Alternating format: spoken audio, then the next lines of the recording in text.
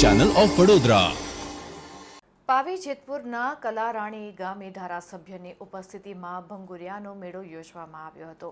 આ મેળામાં મહાલવા માટે આસપાસના ગામડાઓમાંથી મોટી સંખ્યામાં આદિવાસીઓ ઉમટી પડ્યા હતા. છોટાઉદેપુર પંથકમાં આદિવાસીઓના સૌથી મોટા અને પારંપરિક ગણાતા હોળીના તહેવાર પૂર્વે ભંગુરિયાનો મેળો યોજાઈ રહ્યો છે.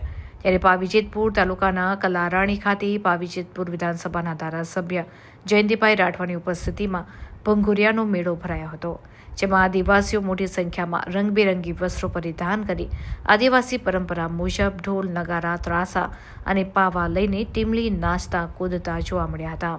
ભંગુરિયાના મેળામાં મહાલવા માટે આસપાસના ગામડાઓમાંથી મોટી સંખ્યામાં આદિવાસીઓ ઉમટી પડ્યા હતા અને હોળીની ખરીદી કરી મેળાની મોજ માણી હતી.